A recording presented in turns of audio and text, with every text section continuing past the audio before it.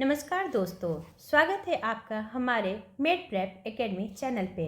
हमारे चैनल का लक्ष्य है योर सक्सेस आवर मिशन। तो दोस्तों, अगर आपने बिहार एसएचएस एएनएम का डॉक्यूमेंट वेरिफिकेशन दिया है तो आज की यह वीडियो आपकी ज़िंदगी बदल सकती है, क्योंकि आज हम बात करेंगे कैटेगरी वाइज फाइनल कटअप की। डीबी के बाद कितना डिफरेंस आया है और सबसे ज़रूरी सवाल, क्या ऑफिशियल कटअप आया है या नहीं। तो दोस्तों, वीडियो को एंड तक देखना और बीच में मत छोड़ना, क्योंकि सबसे इम्पोर्टेंट जानकारी लास्ट में है। और अगर अभी तक चैनल सब्सक्राइब नहीं किया है तो अभी कर लो, बेल आइकन दबाओ ताकि हर अपडेट सबसे पहले आप तक पहुंचे। तो दोस्तों, सबसे पहले यह बात क्लियर कर देता हूँ, अभी तक बिहार स्टेट हेल्थ सोसाइटी यानी बिहार एसएचएस की तरफ से कैटेगरी वाइज फाइनल कटअप का कोई ऑफिशियल नोटिफिकेशन नहीं आया है।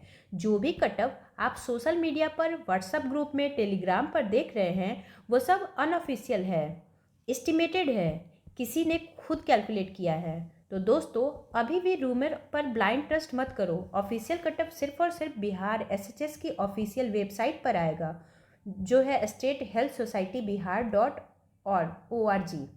लेकिन इसका मतलब यह नहीं है कि हम बैठे रहें। आज हम प्रीवियस डाटा के आधार पर बिहार लेवल की रिक्वायरमेंट का एनालिसिस करके आपको यह एस्टिमेटेड पिक्चर देंगे ताकि आप मेंटली प्रिपेयर रहो।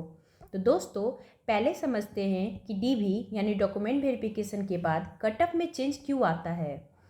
तो जो कैंडिडेट डीवी के लिए बुलाए जाते हैं उनमें से कुछ आते हैं, कुछ नहीं। पिछली बार की बिहार की भर्तियों में देखा गया है 8 से 15% कैंडिडेट डीबी में अब्सेंट रहते हैं। कुछ कैंडिडेट के डॉक्यूमेंट्स इनकम्प्लीट होते हैं, सर्टिफिकेट फेक निकलता है, कैटेगरी का सर्टिफिकेट सही नहीं होता, एज प्रूफ में गड़बड़ी होती है। ऐसे कैंडिडेट को रिजेक्ट कर दिया जाता है। कोई ईबीसी का कटअप देकर आया लेकिन वो बिहार का है ही नहीं, तो दूसरे स्टेट का है। तो बिहार के रिक्वायरमेंट में सिर्फ बिहार डोमिसाइल वाले ही OBC, EBC, EWS, SC, ST का बेनिफिट ले सकते हैं।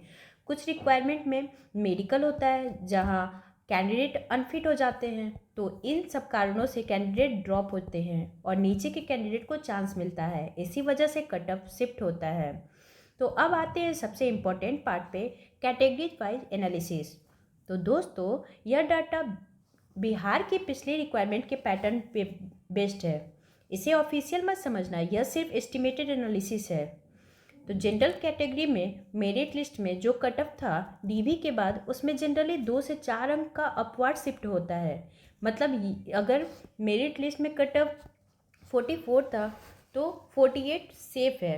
जनरल कैटेगरी में ड्रॉप आउट रेट कम होती है क्योंकि ये कैंडिडेट ज़्यादा सीरियस होते हैं, डॉक्यूमेंट्स रेडी रखते हैं। अगर आपका स्कोर मेरिट के कटअप से 4 अंक ऊपर है तो आप रिलेटिवली सेफ जोन में हैं। ओबीसी में 2 कैटेगरी होती है, ईबीसी एंड बीसी।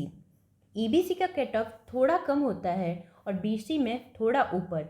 डीबी के बाद इन लोगों का कटअप 3 अंक का डिफरेंस देखने को मिलता है। ओबीसी में एक बड़ी प्रॉब्लम है, कुछ कैंडिडेट के पास बिहार का वैलिड ओबीसी सर्टिफिकेट नहीं होता तो वो रिजेक्ट हो जाते हैं।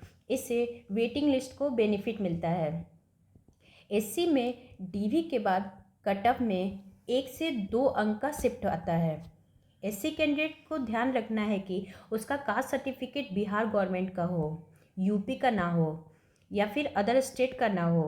एसटी में भी डीवी का कटअप 1 से 1.5-2 नंबर ही आगे जाता है, क्योंकि एससी कैटेगरी में ड्रॉप आउट रेट सबसे ज़्यादा देखी जाती है पिछली भर्तियों में, क्योंकि एससी कैंडिडेट कभी कभी मल्टीपल रिक्वायरमेंट्स में सेलेक्ट हो जाते हैं और किसी एक को चूज करते हैं।